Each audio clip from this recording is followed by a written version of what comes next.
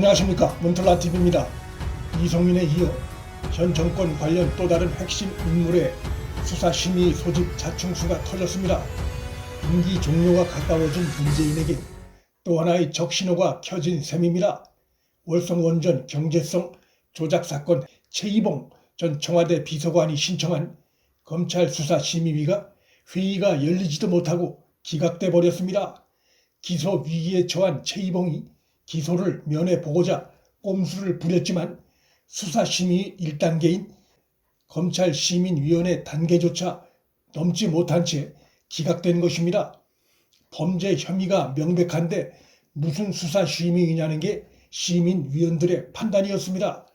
이성윤과 다름없이 문재인의 핵심 참모 중 한 명이었던 최이봉의 꼼수도 건전한 상식을 가진 일반 시민들에 의해 제동이 걸린 것입니다.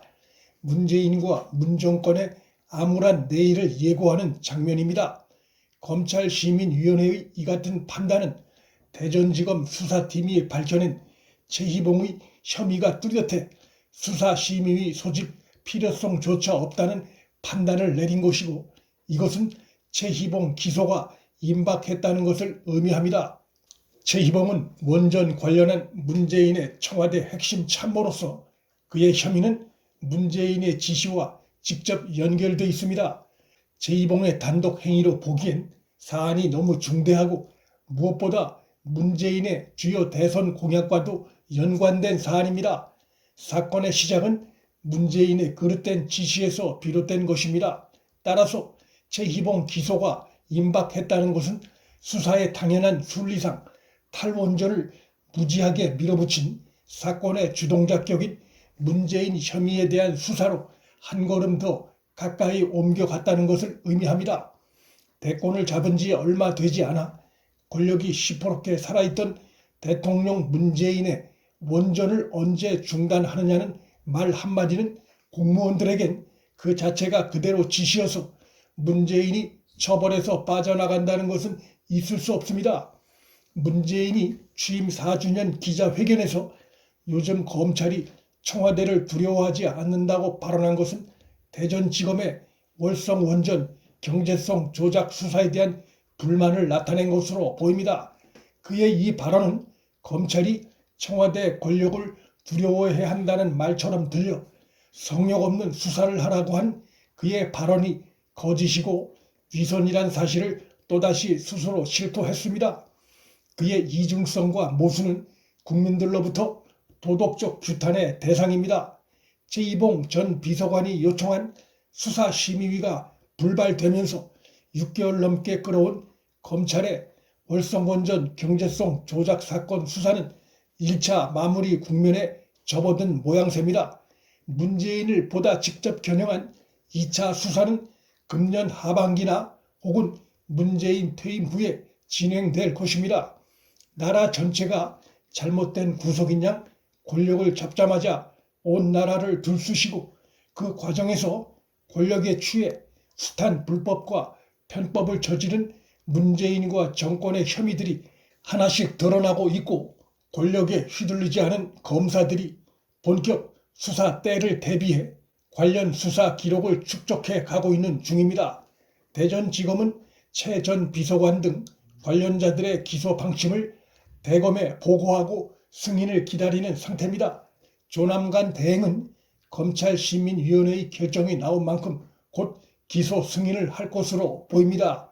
총장 대행으로서 법과 원칙에 따라 흔들림 없이 검찰 업무 처리를 해온 그의 스타일로 볼 때 수사팀이 확보한 혐의에 따라 최이봉 기소 승인을 곧 할 것이 확실시 됩니다.